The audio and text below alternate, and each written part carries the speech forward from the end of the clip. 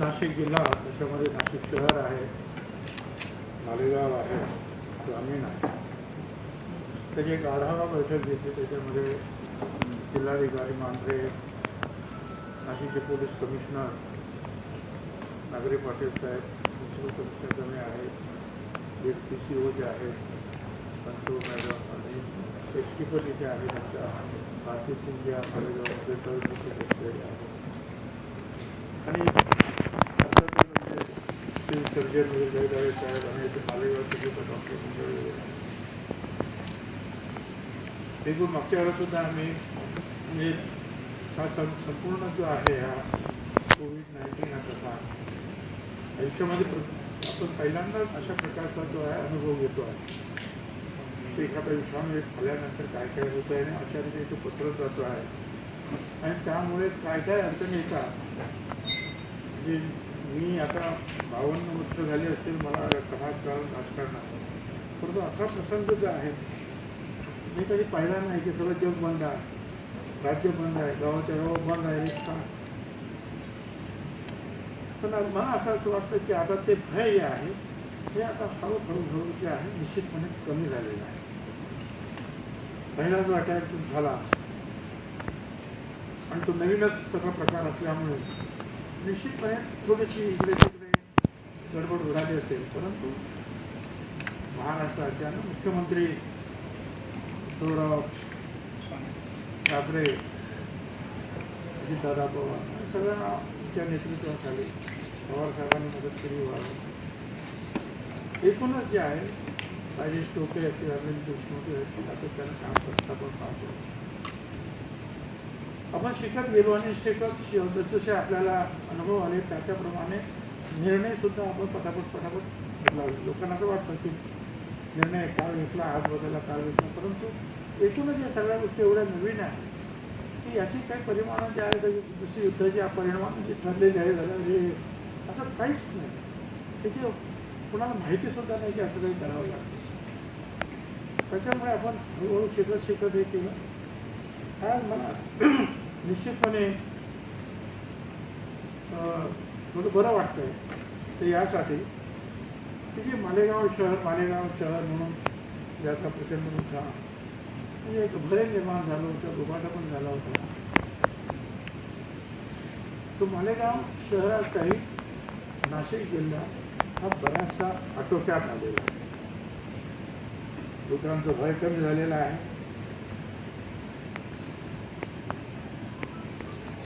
मालेगाव शहरामध्ये एकेकाळी 450 पेशंट्स होते, जास्त होते, 450 वर पेशंट होते. आज फक्त 126 पेशंट्स आहेत. नाशिक शहरामध्ये फक्त 11 आहेत, ग्रामीणमध्ये 43, इतर 182 पेशंट्स जे आहेत मालेगाव धरून आहेत. आणि मी तुम्हाला सांगतो की जवळपास सगळे जे बरे होऊन घरी जाणार अशा परिस्थितीमध्ये सगळे पेशंट. एखादा फारच त्याच्यामध्ये वयस्कर असेल किंवा काही सांगते आम्ही आमचे डॉक्टर्स सुद्धा जे आहेत आता या बाबतीमध्ये चांगल्या प्रकारे तरबेज झालेले आहेत की कशा प्रकारे पेशंट हाताळला पाहिजे आणि औषधोपचार केला पाहिजे. त्या सगळ्या गोष्टी ज्या आहेत त्या आता पुरेपूर शिकलेल्या आहेत. स्टॅफच्या बाबतीमध्ये जे आहे नाशिकमध्ये मागे झालं होतं तेव्हा स्टॅफ लवकर मिळत नाही, त्याच्यातच नाही मिळत, ते चेंज होत नाही.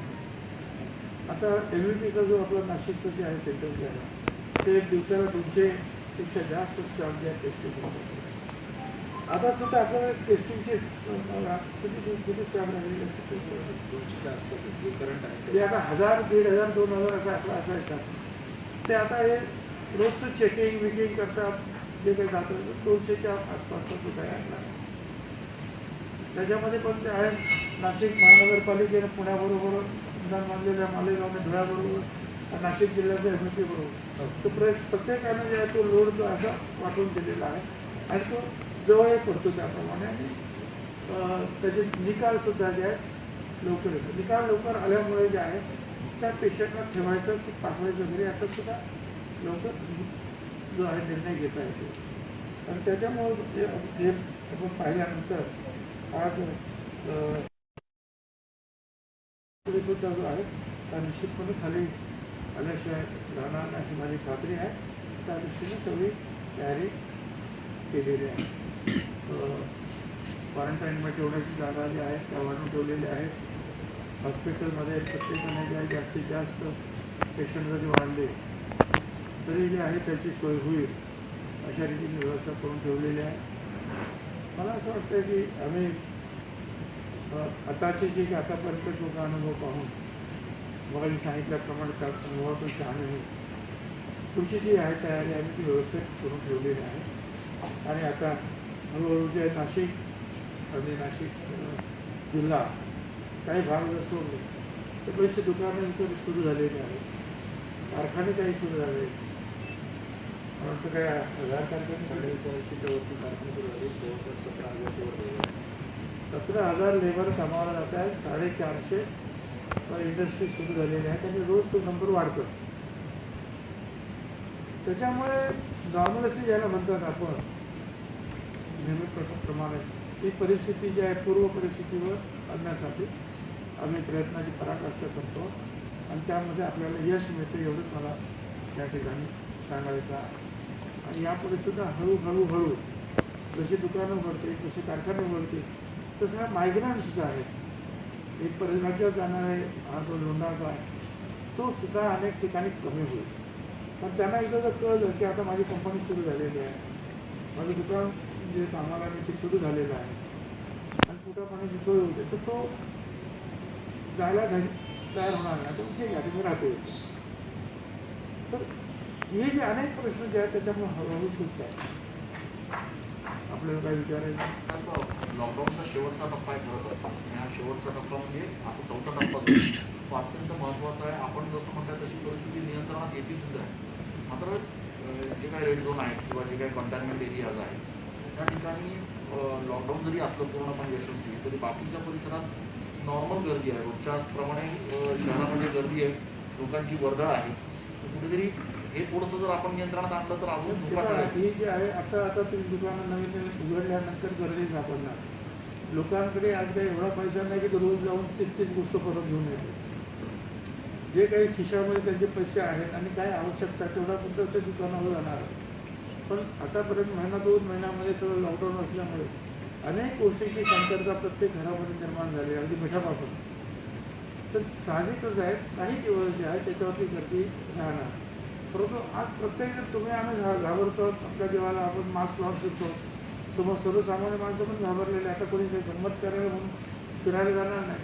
आपल्याला कोणी सांगितलं जा पुण्याला आपल्या मित्राच्या घरी जेवायला तर कोणी जायला तयार नाही आहे, यायला तयार. म्हणजे ही जी वर्दळ जी आहे ती आपोआपच कंट्रोल झालेली आहे कोरोनाच्या भयानं. त्याच्यामुळं जेवढे आवश्यक आहे तेवढेच लोक येणार. जर त्यांना दुकान उघडलं आणि त्यांच्या घरामध्ये ते एखादा वस्तू नसेल पण ही सुद्धा गर्दी कमी होईल. सुरुवातीला 2-4 दिवसात काही विषय किती मोठा हल्लागुल्ला झाला. ते तुमचे वाईन शॉप्स उघडले त्यावेळेला. आता एक माणूस दिसत नाही तिकडे. तिला माझ्याबरोबर चला एका कुठे गेले सगळे गप्प आहेत. ठीक आहे, एकाच वेळेला तेवढा एक विशिष्ट समूह जो आहे समुदायाला पाहायला होतो. पण आता एकदा सुरू केल्यानंतर मला असं वाटतं की बरंचसं जे आहे लोकांना सुद्धा या कोरोनाची जी आहे माहिती व्यवस्थित मिळालेली आहे. कशा रीतीने आपल्याला जगायची आहे याची माहिती तुमच्या माध्यमातून, मीडियाच्या माध्यमातून, प्रिंट मीडियाच्या माध्यमातून दिली जाते आहे. आणि त्याच्यामुळे मला असं वाटतं की आता थोडीफार काही ठिकाणी जर बेशिस्त झाली तर मग पोलीस आणि सरकार काही गप्प बसणार, कारवाई करावीच लागणार. पोलीस आता आहे म्हणून वाटेल तसं वागून चालणार नाही. कारणापुरतंच बाहेर पडायचं आहे. कारण नसेल तर बाहेर पडायचं नाही. एकाने बाहेर पडणं सफिशियंट असेल, पुरेसं असेल तर दुसऱ्याने बाहेर यायची गरज नाही. कारण सगळ्या गोष्टी पाळायच्याच आहेत सगळ्या जनतेने आणि आम्ही सगळ्यांनी. आणि त्यातून हळूहळू काही जरी झालं तरी निदान 50% तरी जनता जी आहे ती घरात राहील की एका वेळेला. आता 100% ठेवली होती घरामध्ये. आपण 50% थोडीशी बाहेर येणार, आपण सामान घेण्यासाठी. थोडीशी वर्दळ दिसणार आपल्याला. साहेब आरोग्याने काम चांगलं केलेलं आहे, पण कोरोनामुक्त होण्याचा जो काही आता दर आहे केंद्राच्या ज्या नवीन गाईडलाईन आहेत तेव्हापासून वाढलेला आहे, पण नेमकं काय म्हणायचं आहे? असं आहे की कोरोनामुक्त जे आहे, आता तुम्ही वर्तमानपत्रातून सांगता की कोरोनामुक्त म्हणजे या संपूर्ण जगातून कोरोनाचं ते नायनाट करणं हे किती शक्य आहे का अशक्य आहे याच्या संदर्भामध्ये मतांतरं येतात. फक्त त्याची तीव्रता कशी कमी होईल याच्याकडे आपला सगळा कल आहे. त्याच्यावर औषधं, त्याच्यावर ट्रीटमेंट, त्याची जी चेंज आहे लागण होण्याची साखळी ती कशी ब्रेक होईल एवढं आपल्या हातामध्ये ते आपण करतो. कोरोनामुक्त होत आहेत सध्या, कोरोनामुक्त होण्याचं प्रमाण जास्त वाढलेलं आहे गेल्या काही दिवसांमध्ये. तर आरोग्य काम आहे, परंतु त्याबरोबर केंद्राच्या ज्या गाईडलाईन आलेल्या आहेत की 10 दिवसानंतर त्याला सोडूनच द्यायचं जर लक्ष देत नसेल किंवा मग परत त्याची चाचणी करायचीच नाही, त्यामुळे लोक जास्त घरी जातात. हो आता जर त्यांना जर गरज नसेल, सुरुवातीच्या काळामध्ये आपल्याला सुद्धा माहिती नव्हतं, आपल्या डॉक्टरांना माहिती नव्हतं करोना पेशंटला कशासाठी ट्रीट करायचं आहे, काय काय जे त्यांचे आहे 8 दिवसांनी काय होतं, 10 दिवसांनी काय होतं, 15 दिवसांनी काय होतं, वेगवेगळा तो अनुभव त्यांनी जो घेतला जगातील हिंदुस्थानामधील आपल्या देशातील लाखो डॉक्टरांनी, त्यातून मग ते असं तयार झालं की ठीक आहे, ज्यांना जे काय जर सिम्पटम्स जर दिसत नसतील तर त्यांना काय एवढं घाबरण्याचं कारण नाही, त्यांनी घरामध्ये थोडीशी काळजी घ्यावी. तर काय वाईट आहे, हे नंतर आपल्या लक्षात आता आलं तर आपण त्यांना घरी पाठवलं. आणि असं काही नाही की घरी पाठवल्यानंतर ताबडतोब म्हणजे नाशिक जिल्ह्यात तरी अशी केस नाही की असे घरी पाठवले होते आणि दुसऱ्या तिसऱ्या दिवशी परत धावत आले की बाबा हे प्रॉब्लेम तयार झाला, असं कसं काय करायचं, असं कुठे आलेलं नाही. तर ह्या मगाशी सांगितलं की आपण अडचणीतून शिकत जातो आहे, डॉक्टर पण शिकतात, त्यांचा त्यांना पण अनुभव येतो. तर ह्या दृष्टीनं जे आहे जे ज्यांना सिम्पटम्स दिसत नसतील किंवा ज्यांना काळजी करायचं कारण नाही त्यांना घरी पाठवून देतं. उगाच त्यांना जे आणखीन त्या गर्दीत ठेवून जर नसेल तर आणखीन त्रास व्हायची गरज पडता कामा नये, होता कामा नये. केंद्राच्या नवीन गाईडलाईन प्रमाणे ही लोक जात आहेत, डिस्चार्ज केले जात आहे, त्यांना कोरोनामुक्त म्हणायचं का? कारण की ते फर्स्ट पॉझिटिव्ह आहेत, त्यांना सिम्पटम नाही म्हणून आपण त्यांना, पण त्यांना कोरोनामुक्त म्हणायचं का हा एक प्रश्न. कारण की तो जो दर आहे तो त्यावर ठरवला जातो. कोरोनामुक्त दर त्याचा अर्थ असा आहे की तो कोरोना त्याला पॉझिटिव्ह आला होता, परंतु त्याच्या प्रकृतीला आता धोका नाही, तसा धोका दिसत नाही, त्याला सिम्पटम्स काही दिसत नाही त्याचे, म्हणजे हा प्रकृतीला त्याला धोका नाही असा त्याचा अर्थ आहे. आणि यंत्रणा पण म्हणताना डॉक्टर जे म्हणते बरोबर आहे, डॉक्टर मी म्हणतो याच्यामध्ये मेन खरं आहे ना 10 डेजमध्ये जर आज ट्रीटमेंट घेतली त्याच्यातली इन्फेक्टिव्ह टेस्ट इन्क्रीज झालेली संपलेली होती, त्यामुळे त्याचा तो तुम्हाला इन्फेक्शन करणं नाही काही नाही, त्यामुळे 10 दिवसानंतर पण त्याचा डिस्चार्ज करण्यासाठी सेकंड स्वॅब परत आपण घेतोय का, म्हणजे की त्याचा सेकंड त्याची काही गरज नाही, काही गरज नाही. मालेगाव नंतर असं आहे की काही सिम्पटम्स दिसतात असो, खोकला असेल, सर्दी असेल, गळ्याचा ताप असेल, ते सिम्पटम दिसतातच ना. ते सिम्पटम जर दिसत नसेल तर घेण्याची काही गरज नाही. सर आता हा जो नियम आहे हा शहरांमध्ये लागू केला तर ठीक आहे, कारण की लोक त्यांच्या फ्लॅटमध्ये जाऊ शकतात, घरी जाऊ शकतात. मालेगाव सारख्या क्राऊडेड परिसरांमध्ये ही फर्स्ट पॉझिटिव्ह असलेली माणसं आणि केवळ सिम्पटम नाही म्हणून आपण तिथं सोडतोय, तिथं ते 10 बाय 10च्या रूममध्ये राहतात. ही लोक जर त्या ठिकाणी गेली आणि दुर्दैवाने पुन्हा हे पॉझिटिव्ह दिसले, कारण की आपल्या नाशिक शहरामध्ये एक फळ विक्रेता असाच पॉझिटिव्ह असलेला निगेटिव्ह परत पॉझिटिव्ह दिसला. आता 5-6 दिवसापर्यंत सुरू आहे काय, आणि आपलं काम पण चेकिंगचं चालू आहे, पण असं कुठे आढळून आलेलं नाही बाबा. नाशिक शहरात झालं काय असं काय आढळून आलं नाही की बाबा सोडलं पण त्याच्यामुळे एकदम वाढलं, असं नाही दिसलं बघा. ते जे आहे तर साधारणपणे 10-12 दिवसानंतर जे आहे त्याची तीव्रता पूर्णपणे कमी होत झालेली असते. आणि तो माणूस नाही म्हटलं तरी घरात स्वतःची काळजी थोडीफार तर घेतोच मनुष्य, आता त्याला कळायला लागलेलं आहे. त्याच्यामुळे असं हे याच्यामुळं फार मोठं रिलॅक्स झालं आणि अंगावर असं काही आलं अशी काही परिस्थिती आज तरी नाही. साहेब जे केंद्राचं सेंट्रल गव्हर्नमेंटचं स्ट्रायकिंग फोर्स जे येणार होतं पोलीस नवीन लष्करी, त्याचं स्टेटस काय नेमकं मालेगावमध्ये नाशिकमध्ये येणार आहे नाही येणार आहे, कधी येणार आहे? नाशिकमध्ये आले ना एक कंपनी आले 130 लोक आले सीआरपीएफचे किती लोक आले? 130 लोक आले. एक कंपनी 6 अधिकारी आहेत आणि 130 कर्मचारी. जिल्ह्यात आले नाही, ते असं सगळ्यांसाठी आहे ना की काही पोलीस जे आहेत तर रात्रंदिवस पोलीस रस्त्यावर या 2 महिन्यामध्ये रात्रंदिवस ते रस्त्यावर होते. कोण करोना पेशंट भेटायचा, कोण काय, त्यात पोलीस पण आजारी पडले. आता त्याच्यामुळे आम्ही थोडंसं नाही म्हटलं तरी त्यांना सुद्धा विश्रांती देणं किंवा आजारी पडले असेल तर त्यांची जागा कोणीतरी तर घेतली पाहिजे. त्याच्यामुळे मनुष्यबळ जर कमी पडलं तर आपण नेहमीच केंद्र सरकारला सांगतो की केंद्रीय रक्षादल जे आहे, पोलीस दल जे आहे, CRPF वगैरे पाठवून मुंबईला इकडे तिकडे त्यांचे जे आहेत ठिकाणच आहेत तिथे असतातच तिथे आहे.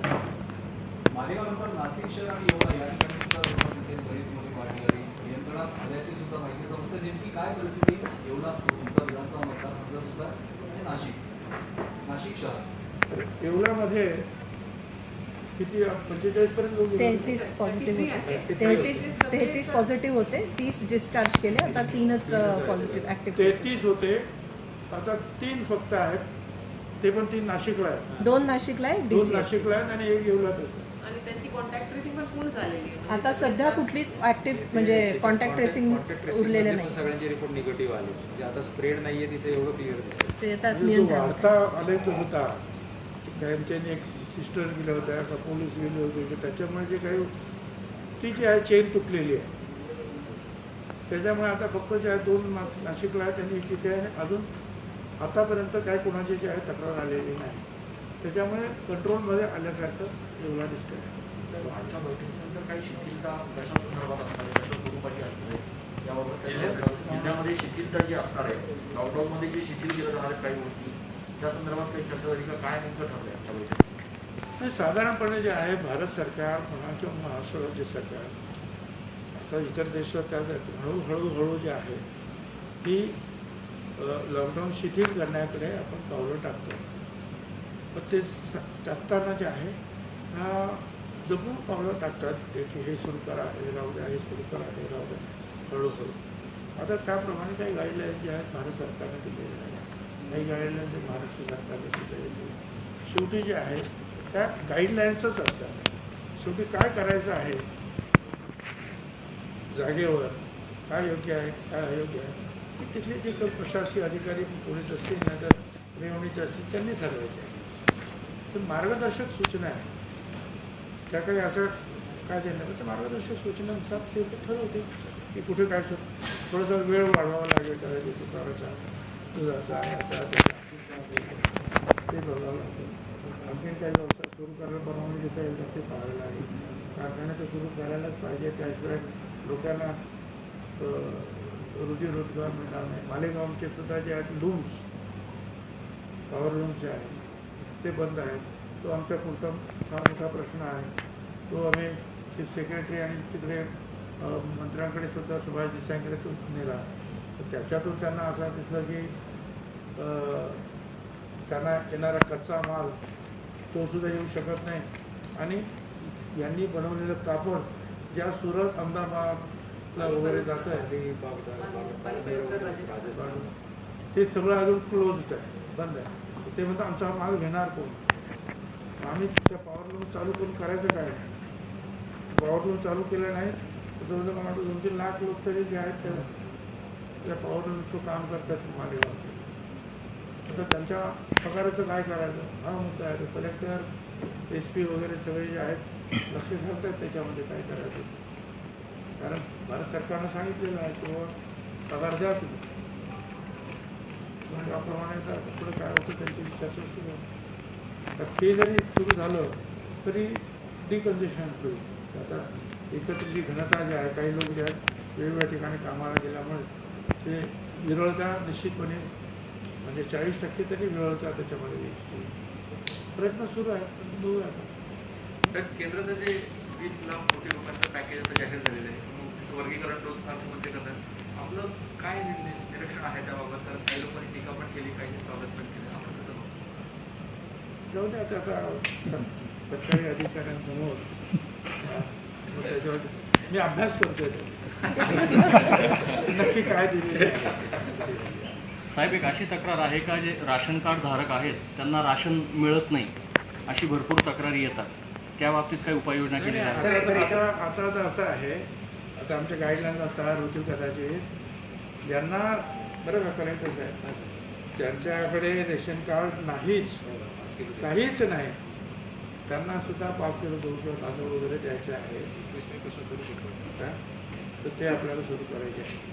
तर ते तूर डाळ अजून आलेली नाही आपली गोष्ट केंद्र सरकारने आमच्याकडे झाली नाही म्हणजे हो, ते केंद्र सरकारने पाठवली नाही की काय भारत सरकारकडून काही ठिकाणी पोहोचली काही ठिकाणी नाही पोहोचली काय त्यामुळे जे आहे ती अडचण निर्माण झाली. शेवटी ते येणार सगळं भारत सरकारच्या तोडावरून येणार.